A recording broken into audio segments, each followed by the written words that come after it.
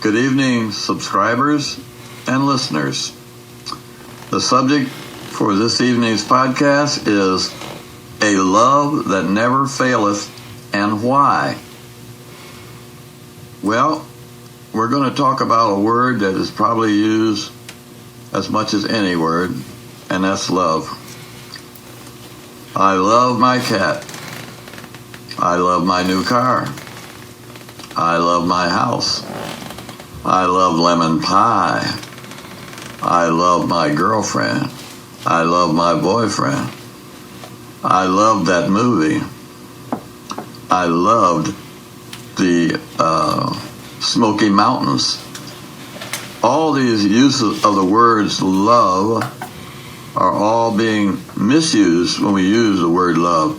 It can be replaced with what we really mean, such as that pie really tastes good. That car is one of the prettiest cars I've ever seen. The Smoky Mountains is one of the most beautiful places I've ever visited. And by the way, I really do want my boyfriend, or I really do want my girlfriend. However, instead of using those words, we use the word love. And the reason this is entitled A Love That Never Faileth and Why is because we're going to get around to talking about the one that doesn't fail. But let's talk about the ones that do. Your boyfriend is seen with another woman. All of a sudden that love fails. The girlfriend is seen with another guy. All of a sudden that love fails.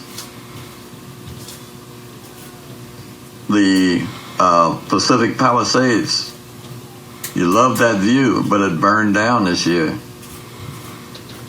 So that love fails too. The Smoky Mountains, they had a hurricane down there and flooded everything down there. All of a sudden that love fails too. All these carnal loves, all can fail as soon as something comes in its place. There's something always bigger, something always better, and something always more beautiful. But now let's take a peek at the love that never fails. If you put your hand out in front of you and you close one eye, say, let's say you close the right eye, and say, what do you see? I see a hand. Put down one of your fingers. What do you see? I see a hand with 4 fingers. 3 fingers and a thumb. And you close the other eye and ask the same questions. What do you see? I see a hand. Put down 1 finger. What do you see? I see a hand with a thumb and 3 fingers. You notice they both matched, even though they were out of separate eyes. Somebody whispers something into your left ear, and you repeat what it was. It might have been hey. Somebody says something in your other ear, the same word, and lo and behold, when they ask you what it is, same thing. Now I wonder why that is. Well, the simple answer is, it's because it's coming from the same thing. Your eyes and your ears are in fact one. Now, in the 17th chapter of John, Jesus prayed to God that he prayed for his disciples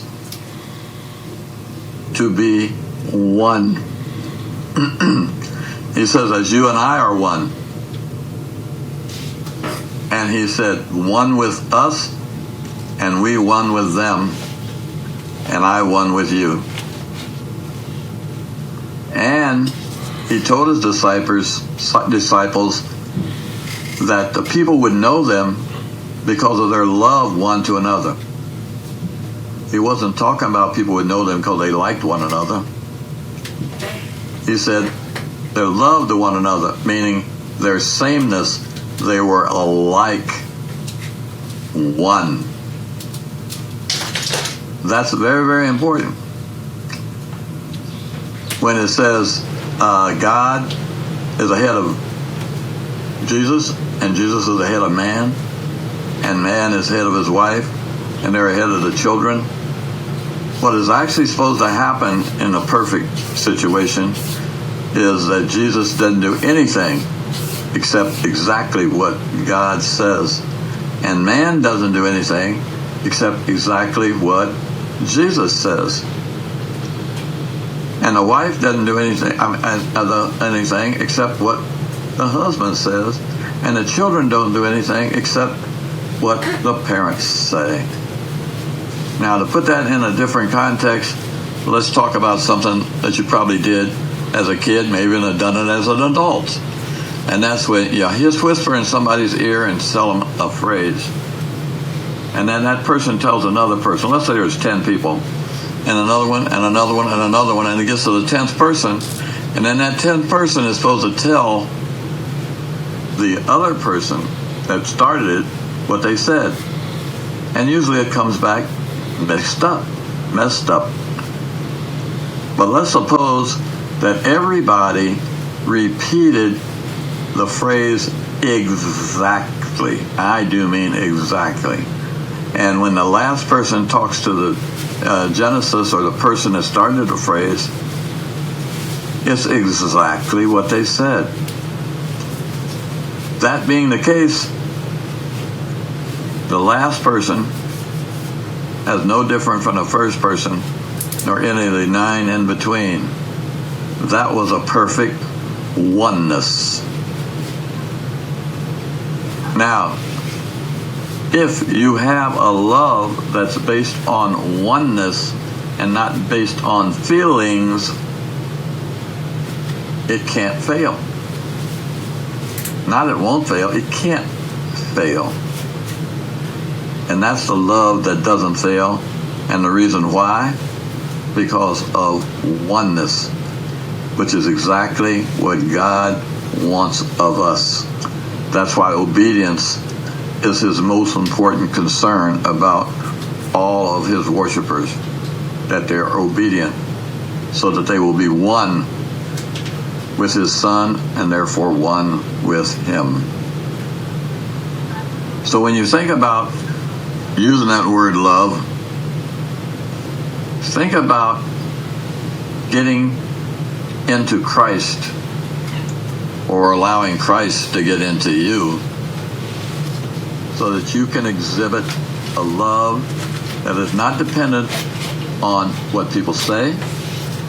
It's not dependent on what people do. It's not dependent on how people treat you.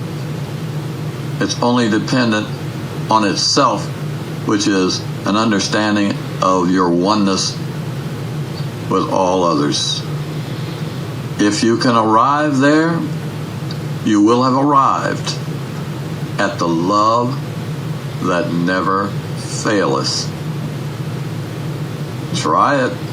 You'll like it. Good night.